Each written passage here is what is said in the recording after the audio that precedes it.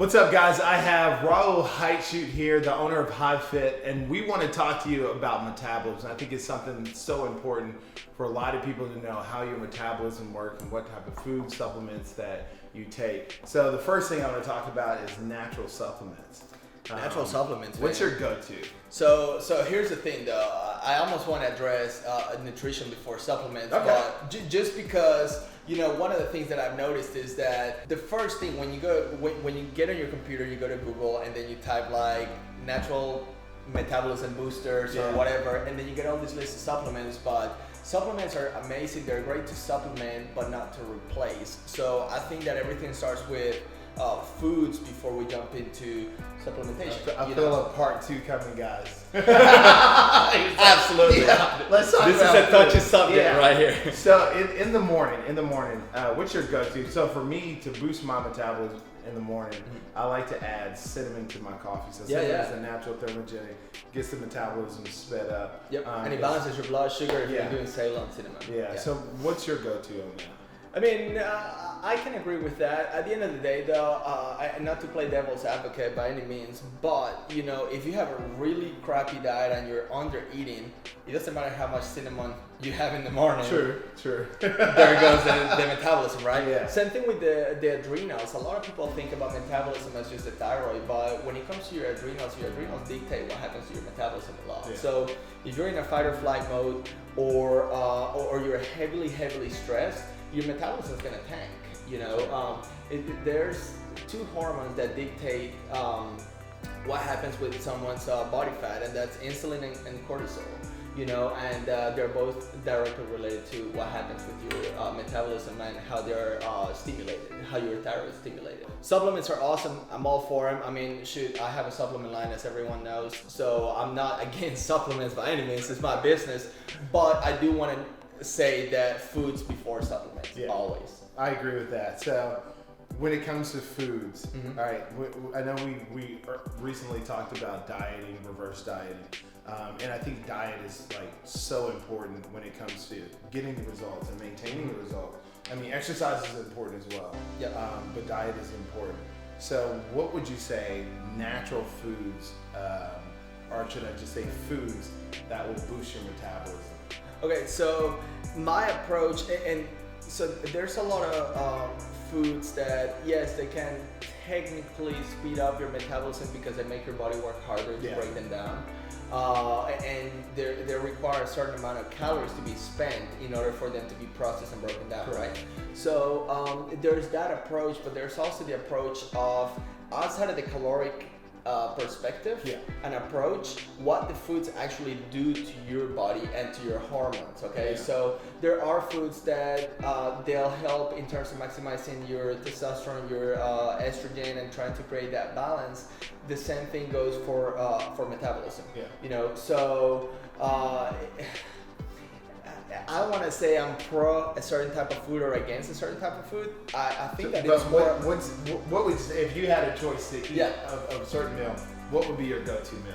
If it had I want to boost my metabolism, or I want to put myself in the fat burning zone, so to speak. Sure. So 2 things there. So if I'm trying to boost my metabolism, I do want to include a little bit of carbs in there, just because they directly stimulate. A lot of people don't know anything about carbs. They think carbs are bad. No, carbs are not bad. Explain that about boosting your metabolism. In excess, everything can be bad. And truthfully, most people do a lot more carbs than they should. You go and you drink you go to your local coffee shop and you get a frappuccino or something like that, and dude, I mean, you're slamming 90 grams of sugar. I mean, that's a lot of freaking carbs. I mean, you as a bodybuilder, hardly do you ever get 90 grams to 100 grams of carbs in a single meal, Sure. So if I want to speed up my metabolism, then because it happens to be low, you do want a little bit of carbs. Carbs are going to directly stimulate it, and they're going to signal your body or your thyroid and say, hey, we're getting more food. Go ahead and start ramping up. Let's go ahead and burn.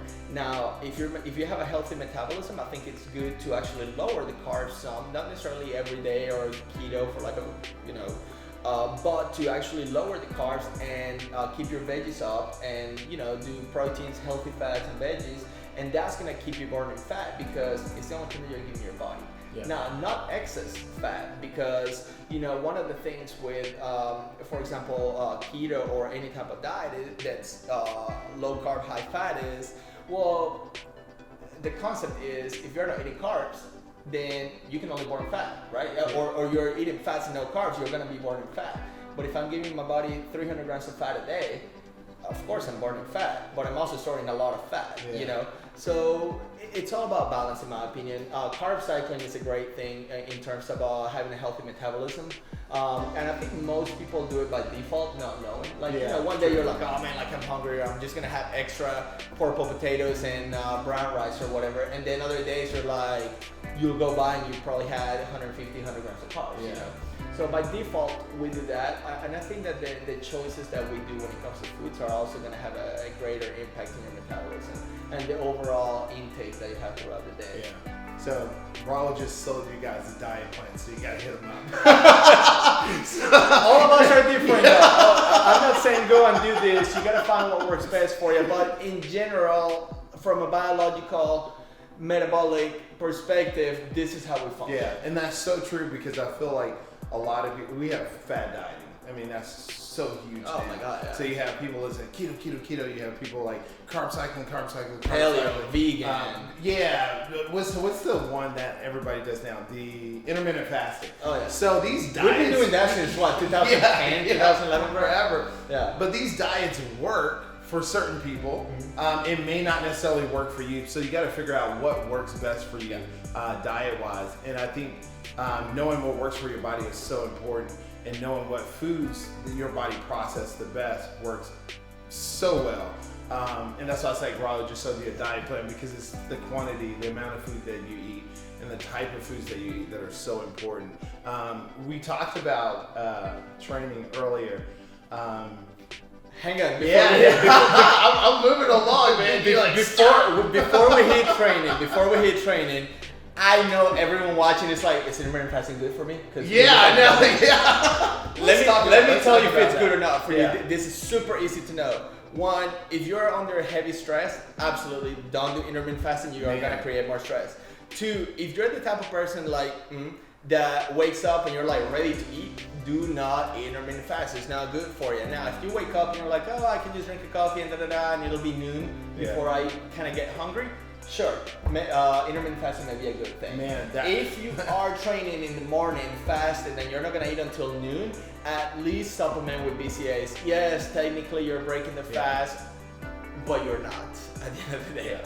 So anyways. No, so I'm glad you brought that out, because I've talked to people about the intermittent fasting a lot, and I think that's so important because it works for some people, like you said, and if your metabolism is fast, then intermittent fasting works well for people like that. But then, like you said, if you're stressed, and if you're you're stressed, it does not work well for you. And if you have a fast metabolism and you're intermittent fasting, you need to make sure that in that shorter period of time that you're still getting your calories and your food in, because if not, you're literally slowly gonna drop your metabolism. I mean, more food, faster metabolism; less food, slower metabolism. Because I've literally seen people look amazing on intermittent fasting, and I've seen people look it's like your body composition changed, from like amazing to like horrible, because it's like your body needs what it needs, and everybody's different. So as long as people understand that everybody's body processes food differently,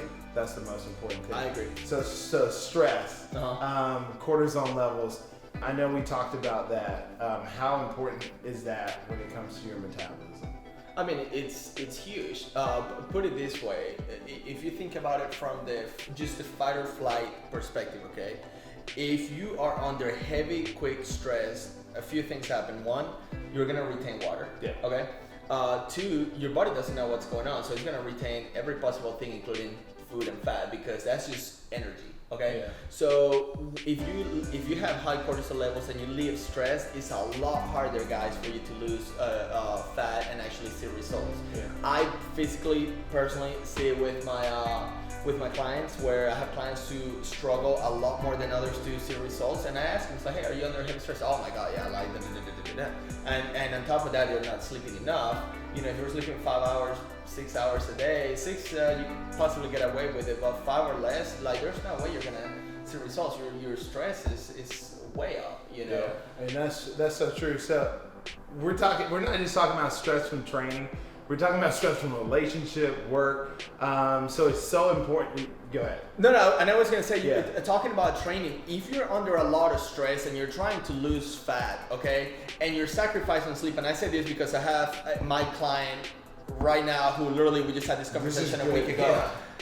I told her, she was training 6-7 days a week. I said, no, I want you to train 4, maybe 5 times a week. I want you to prioritize sleep and don't stress your body so much. Allow your adrenals to reduce, because, I mean, guys, when we go to the gym, we're doing nothing but stressing our bodies. We're pounding, we're destroying the muscle cells, we're creating a lot of inflammation. All of those things, all of those markers are, pushing up on the stress and the cortisol. So that's my take. Sometimes we want to do more because we're seeing less. Yeah. And sometimes what we need to do is actually a lot less and allow your body to catch up and recover. Yeah, that is so true. And it says when it comes to training, you want to be efficient in the gym. Yeah. It's not too, man, I hear this all the time. People do 2-3 hours of training. And that's great. Good for you. Yeah, if you have that much energy, but it's not effective, honestly. Like 30 to 40 minutes, an hour, max is important. If you're trying to live a healthy lifestyle and not to stress your body as much, but during that time period, like, of course, push that weight in order for your body to develop and grow. Yeah. So we talk about cortisol, work, life, find ways to relieve stress. The gym is actually adds stress for a lot of people. Mm-hmm. So find other ways to relieve stress. So that goes to the next and last topic that I want to talk about is rest. We touched on it for a second there. And I feel like we live in a society that's so driven when it comes to results, that we do more in the time that we should be spending rest. We don't have that much. And then our hormones take a hit, our mental take a hit, and then our body and results start not to look the way we want it to look. Yeah, and so, I totally get it, man. Like, I'm one of those people where if I'm just sitting around standing still, it's like I could be doing something. Yeah. So it's like, let me just go ahead and do something. Like, to me, there's no chill time. As much as I hate to say it, it's just my ADD, my everything just goes off, right? But at the end of the day, that also backfires, you know? And if you're trying to do more and sacrificing sleep, that's a big no-no. Like, I don't care who you are, man. That catches up to you super fast, and you're just not as optimal. That's just what it is. Right. And one way to know too is if you start relying too much on caffeine.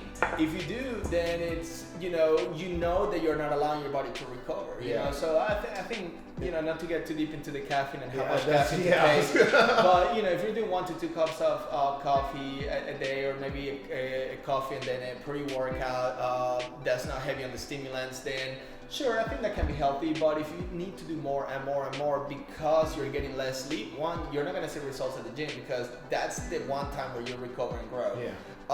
And two, you're just tanking all your hormones. I mean, and that's not just cortisol. We're talking about your testosterone is going to drop. Your estrogen most likely is going to go up. I mean, like, all of these things in that pathway, the hormonal pathway, start just going against you. Yeah, and then rest is almost like a reset. It is. To recover the body, in order to recover the muscles, the mind. I mean, it's so important. And when you talk about caffeine, not to get into that as much, but when it comes to caffeine or just caffeinated drinks, period, energy drinks or what have you, when you start to rely on that, man, you are killing your adrenal glands because your body is operating not off of natural energy, but fluids that you're putting in your system in order to operate, and then you are killing your body, your immune system, the whole nine. So that's why rest is so important. One of the things that people don't think about when it comes to taking caffeine is caffeine has a half-life. Yeah. And there's also a compounding effect to it. Okay, so if you try to go to sleep at 10 o'clock and you're drinking a pre-workout at 6 p.m., so you have 200 milligrams of caffeine, say a 6 to 8 hour half-life, in 6 to 8 hours, you still have 100 milligrams of caffeine floating around. So when you go to bed, there's still 100 milligrams. It's almost like if you just took espresso shot before bed. It's how your body perceives it, okay? Now, if you had that and then maybe 3 hours before you had a coffee, like early afternoon because your energy was reducing or whatever, you're talking about now you have 300 plus milligrams of caffeine lingering around. By the time you go to sleep, you may have 150 to 200. That will not give you good quality sleep. So that's a vicious cycle, because what happens next day when you wake up, you're not as rested, then you need more caffeine. Yeah. You know? So it's that little vicious cycle, and then that tends to lead into 1, more caffeine, or 2, shit foods. Yeah. Because it's quick energy, you know? Yeah. So we need to pay attention to the caffeine, and sleep is always going to be number 1, in my opinion. And for the hustlers out there, the go-getters out there, prioritize your freaking sleep, because you're just not gonna last. That's been there, guys. Yeah. I was gonna say I'm currently there. Yeah, it's been there, and I learned that it's hard, right? And it's hard, you know, but because we want to do more and more and more, but we need to understand that, you know, we do need to sleep. So, yeah. So how are we talking about, like, being a go-getter and going non-stop from metabolism? Hey, it's a huge part of keeping that metabolism functioning, man. Yeah. I remember talking to a doctor, and I'm like running the business, clients, training, prepping for a show, and he was just like, "Man, your adrenal glands are shot." You know, so rest is so important when it comes to your metabolism. You may look great. But at the end of the day, you have to rest. Yep. Which leads us to like part 2. You guys gotta stay tuned. Like the video, comment below. Yep. Let us know what you think, and we're gonna share more information. Maybe part 2 is gonna be about. I want to talk about supplements and herbs, because there's a lot of adaptogenic herbs that you can take in order to like nourish your adrenals and just kind of help you going through those more stressful times, basically. Yeah. So we'll hear from different approaches. Yeah, a lot of people are gonna tune in when you said herbs. They're like, "Oh yeah." hey. Those herbs too. And herbs. There are all types of herbs in this world. Let's go. Oh, I love it. That's gonna be good.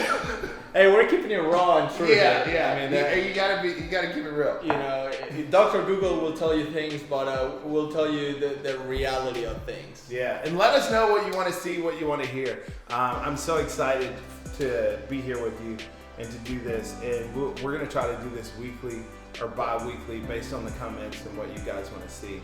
So thank you. I appreciate it, man. Thank you, guys. Boom. I think that was good. That was solid, dude. How long was that video?